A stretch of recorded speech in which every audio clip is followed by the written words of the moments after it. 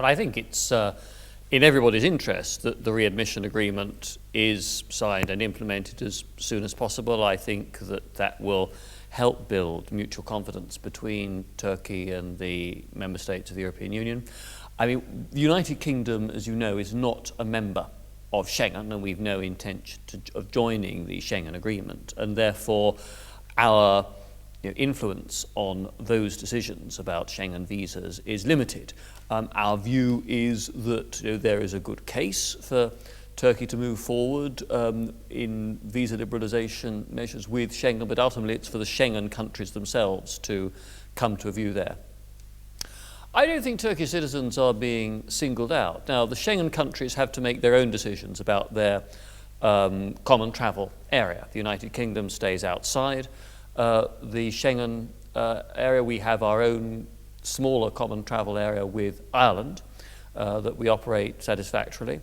As you know, we've been having talks with the Turkish government about visa issues. We came to an agreement last year to allow visa-free travel to the United Kingdom for Turkish diplomats. Now, I have to say that we think that there's a few steps that the Turkish authorities still have to take to implement their side of that agreement in full.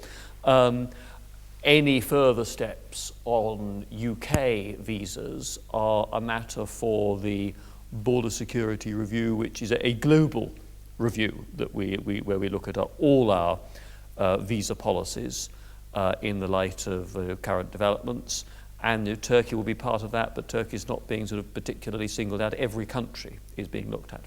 I think that the sooner we can get progress in opening more of Turkey's accession chapters, the better. That's something that I have said openly at EU Council of Ministers meetings. It's something I have said repeatedly in my bilateral conversations with my opposite numbers right around the EU, including to both Cypriot and Greek ministers.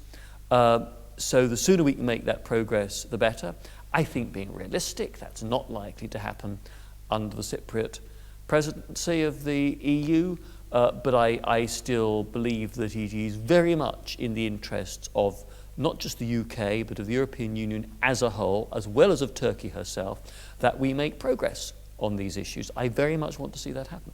It's not going to be a matter of the UK coming forward with some magic blueprint that is miraculously going to win the support of all communities in Cyprus. I mean, if we're going to get a Cyprus settlement that is permanent, that really endures, it's got to be an agreement that all communities themselves feel that they own. And that's why we have continually said that this has to be a process that is Cypriot owned and Cypriot led. I mean, the objective, I think everybody agrees on, that there should be a bizonal, bicommunal federation in Cyprus that gives equal rights to all communities there and is in line with the relevant UN Security Council resolutions. The progress towards that has been desperately slow. When I was in Cyprus last year, and I did talk to leaders in both communities about the way forward, I did detect that there was a willingness on both sides to explore options. Everybody knows it's in their interest to reach an agreement. I don't think London can simply come in, particularly not as a former colonial power, and say, this is what you must do. But we certainly work as hard as we can to give support to Ban Ki-moon's work through Alexander Downer, to the negotiators on both sides, because we want a deal to be there. And you're right when you talk about the economic isolation of the Turkish Cypriot community. And they are suffering directly from the continued divisions on the island. Cyprus as a whole, all communities in Cyprus, are not benefiting in the way that they ought to be able to benefit, either from the European single market or from the opportunities for wider trade and investment involving countries outside the EU too, because of this long running division of the island. And the sooner that can be healed, the better. We do work extremely hard to follow up any evidence of either to terrorist activity or terrorist financing that's taking place within our jurisdiction.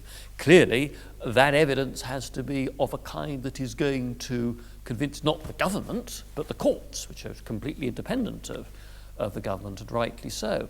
I mean, we in Britain know what it's like to be on the receiving end of a campaign of vicious terrorism. You know, we have lost so many of our people in the last decades because of the terrorist campaign in and beyond Northern Ireland. So we know what it is like for decent people in Turkey to be victims or have members of their families under threat from terrorism. And I believe that terrorism needs to be fought, and we need to find ways, I hope, in which to cooperate more effectively against terrorism. At the same time, I would say, if I look to my country's experience, that one of the things we learned over the years is that you need to look for ways in which to remove any temptation by ordinary law-abiding people to feel sympathy for terrorism, by sort of seeing if you can address any grievances over things like language or culture, or in our case in Northern Ireland, political rights of the, if you go back before the 1970s, the Catholic population in Northern Ireland was not represented properly in the democratic institutions, and they felt discriminated against, and that gave them grievances. And I think that I welcome steps like Prime Minister Erdogan's announcement last week that the Kurdish language could be used in court proceedings in Turkey. I think steps like that make real for people the fact that Turkey is a pluralistic society. Any gestures that are able to demonstrate that not just Kurdish people, but people from all of Turkey's various ethnic and religious communities have an honoured, respected, free place in modern Turkish society is, a welcome step forward. I think the accession process is going to require decisions on both sides. The problem we have at the moment is that so many of the accession chapters are blocked, and that is because of the situation in Cyprus, and related to that, the situation over the additional Ankara Protocol. Now, I think we need to look for ways to break that deadlock. The United Kingdom is probably of all EU countries the one that speaks up most loudly in support of Turkey's EU ambitions, and we argue consistently that new chapters in the accession process should be opened. It seems to me, for example, crazy that at a time when the European Union rightly is worrying about its energy dependence upon Russia and on the Middle East, that we are not opening the energy chapter with Turkey so that we could develop further that energy relationship with our Turkish friends and allies, given Turkey's importance as a transit country for oil and gas supplies. I think that when I have people standing up in the British Parliament, as they do at Foreign Office questions regularly, and make criticisms of Turkey over human rights or the rule of law, I think it's wrong that we're not able to open chapters 23 and 24 of the accession process, which would enable us together to work on addressing those issues. And I found when I've talked to Turkish ministers that they always say to me, look, we want to do these things because we see it as being in Turkey's interests. This is where Turkey wants to go. And we find it in London very frustrating that some other countries around the EU table continue to block progress. We shall continue to press for those chapters to be opened. I think that we remain, as a government, committed to EU membership, although there are a lot of things about the European Union we would like to see reformed. We think it's too bureaucratic, it's too centralist, and it is too expensive. And those are things that ought to be changed.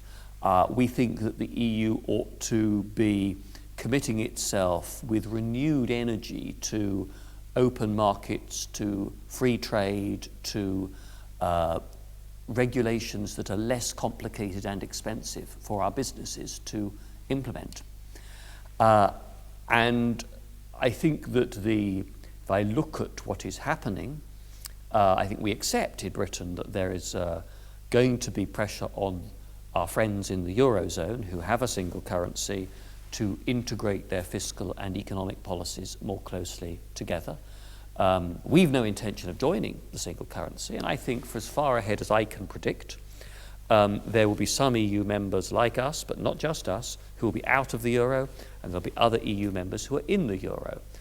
That means that at some stage in the future, President Barroso suggested, starting in 2014, that all the EU members need to sit down together and have an unhurried, sensible discussion about how to create the right institutional architecture for a Europe that is growing more diverse and where some countries will want to integrate closely on particular areas of policy, but others will wish not to do that, and how we can make space in the European Union for that to happen and for different countries' interests to be properly protected.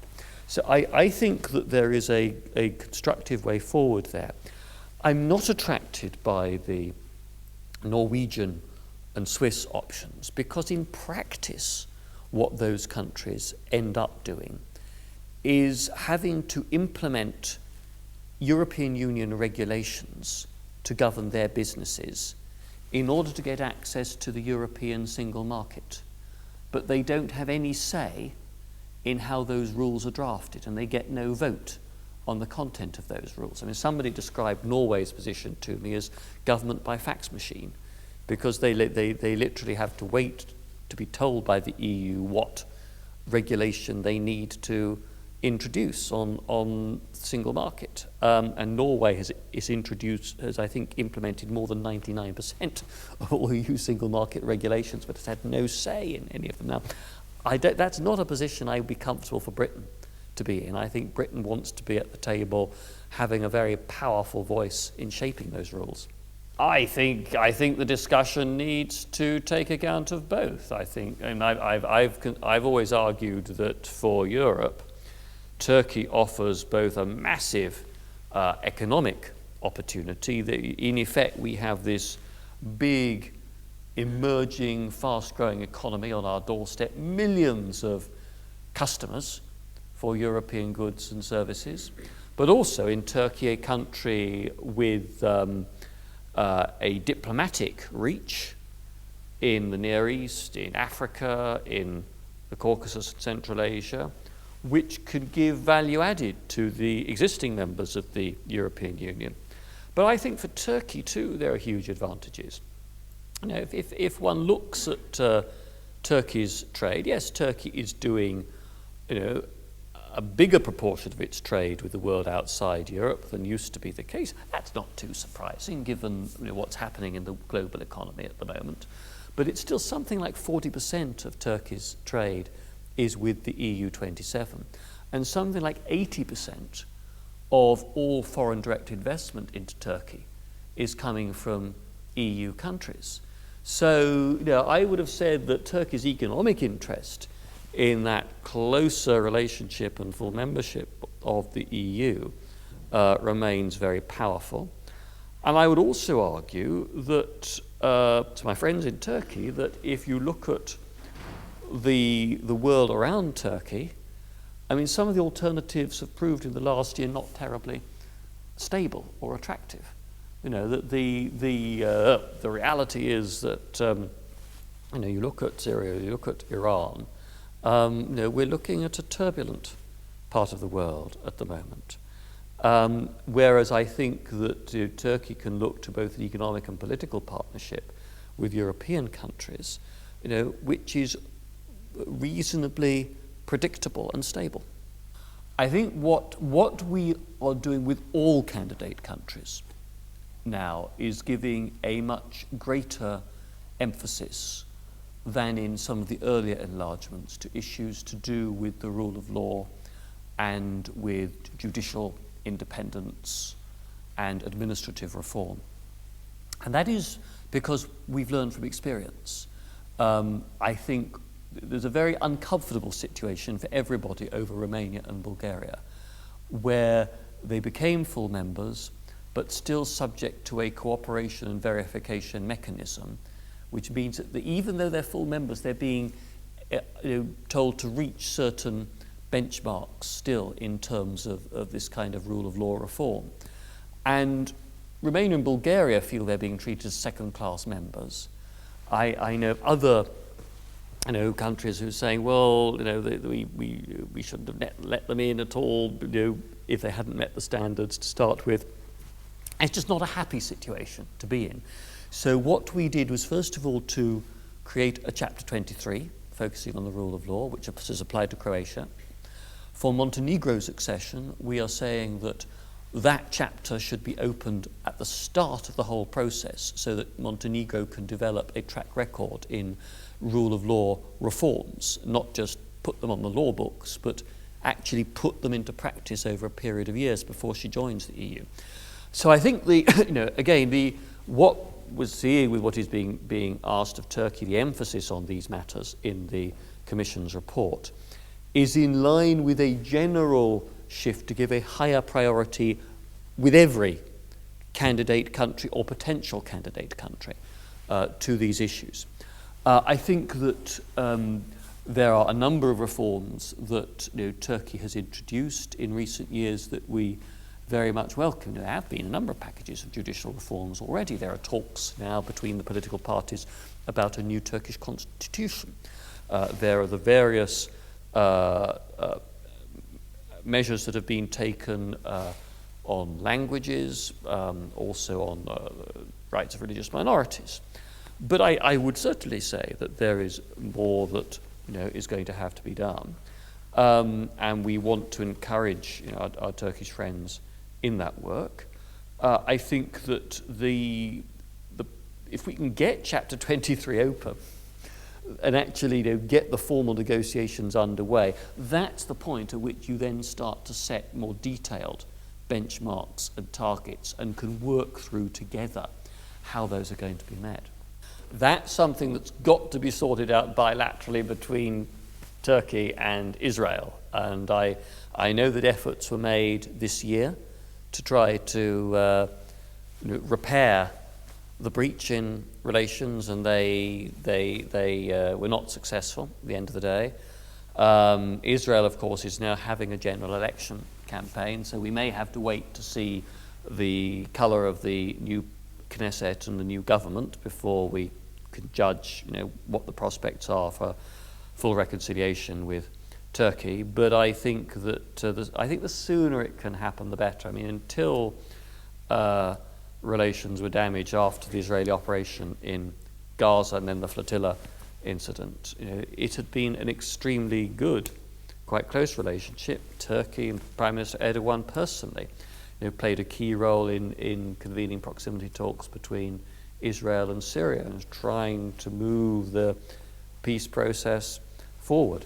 I would like the Turkey-Israel relationship to be back in that position again, because I think Turkey can be a very influential player in the region, but that you need to have good relations with and influence over Israel as part of that.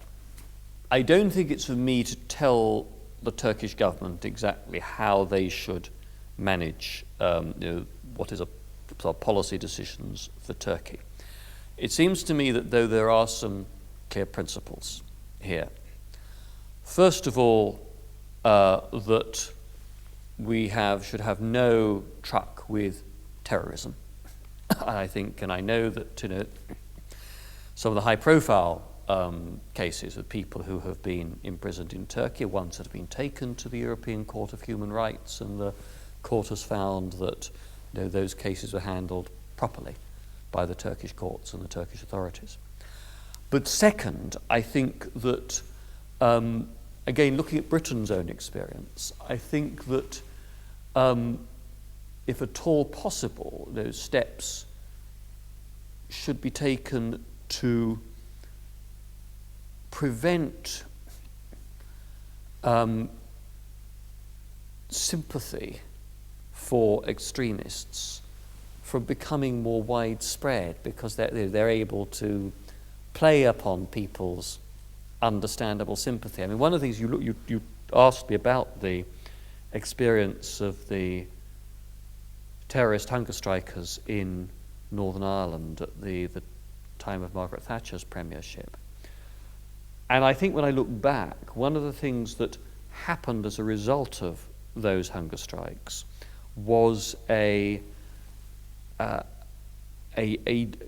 deeper division between the different communities in Northern Ireland.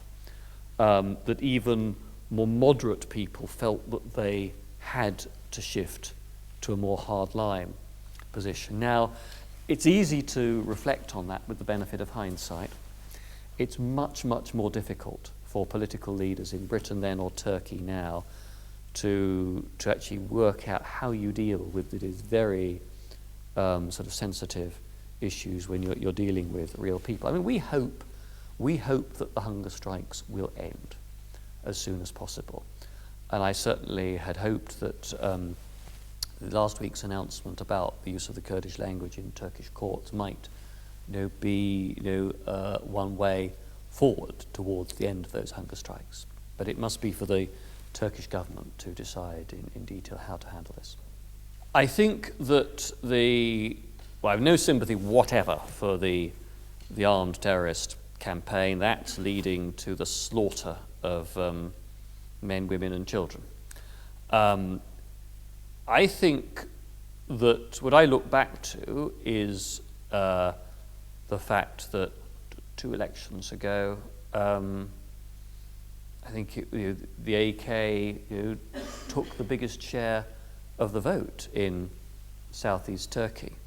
And I think that showed that there was considerable support in that part of Turkey for policies that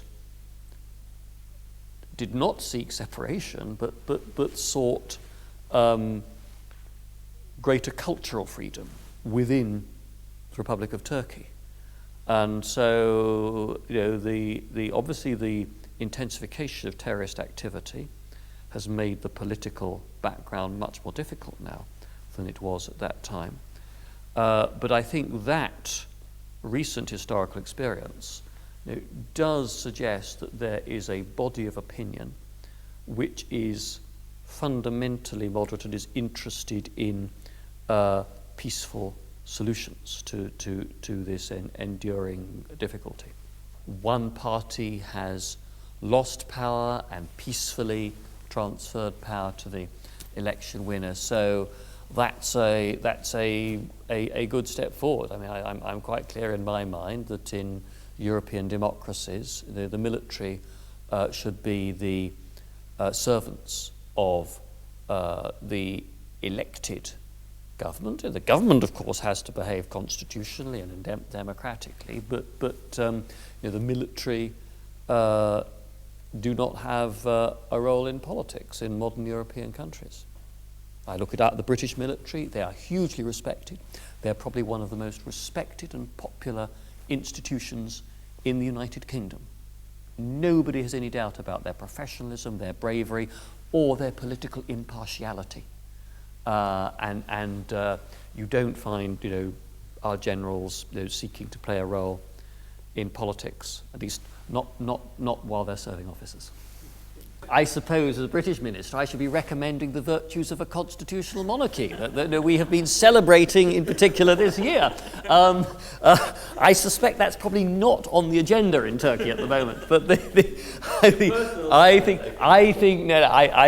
don't blame you for asking the question, but I really have to say this is a matter for Turkey to determine. You have very strong democracies in the United States and in France, where it is the elected president who is the chief executive of the country and the focus of political power. You look elsewhere, you look to, not just to us, look to Germany, say, look to Italy, and you have countries there where it is basically a parliamentary system, where the president, particularly in Germany, is very much a national figurehead and doesn't have a key political role except in a moment of absolute crisis. Both models can work successfully. Turkey has to decide which is right for her. It's died down a lot. When I first came into Parliament 20 years ago, this was still very much a live issue. In my early years in the House of Commons, there were a couple of debates of this. Now, I've always voted against the death penalty in this country, and we're now in a situation where it is now, I think, 50 years or more since anybody was executed in the United Kingdom. So you've now got to be getting on a bit in years to have any memory of a time when the death penalty was in operation. And I think most people in Britain now accept that this is just off the agenda. There have also been in Britain some high-profile cases where people were convicted of appalling murders. And then a few years later, the case was reviewed and it was found that their conviction was not safe. And in some cases, it became clear it wasn't just not safe on technical grounds, but their deficiency in the police evidence, but that there had been a case of mistaken identity, or something had gone horribly wrong with the investigation, the court case, and it was clear this person was completely innocent of the crime for which they had been imprisoned. Now, if they had been executed, there was no way, obviously, in which any redress could be given. If they're sentenced to a long prison term, at least, if you find that there has been a miscarriage of justice, you can do your best to make amends afterwards. That is was the maximum term that the Norwegian courts were able to pass down. Now, in the British system, anybody committed of that sort of killing would have been sentenced to life imprisonment automatically, and with a life term, the judge recommends a minimum period to be served, and the most serious murderers are told you go to prison and do not expect ever to come out. You will be there till you die. Well, I don't accept the presumption behind your first question that the EU has been inactive. I think that if you look at the sanctions packages, if you look at the diplomatic activity that there's been very active engagement particularly by the bigger countries, by Britain and France in particular. And Baroness Ashton has also tried very hard to secure progress there. But I think the truth is the Syrian crisis is one that has proved extraordinarily difficult to resolve. In part, that is because Russia has blocked any progress at UN Security Council level. It's partly because there is no single cohesive opposition force inside Syria. Now, today's announcement brings us closer to that, and that's very, very welcome. But there has not even been the degree of cohesion that we saw in Libya with the opposition to Gaddafi. And I think the ethnic and religious complexity of Syria has made it a more difficult problem to resolve. I mean, I think that the best option would clearly be for Assad to go and for someone to take over who was capable of reaching out to the opposition in a way that Assad is not. And you hope to get some sort of internal process going on. But I'm not going to pretend that there is any easy answer to the crisis in Syria. The bloodshed is appalling. The record of the regime is something we would all condemn. But to say that there is a serious problem does not automatically imply that there is an immediate or easy solution. NATO's expressed very firm solidarity with Turkey and continues to do so.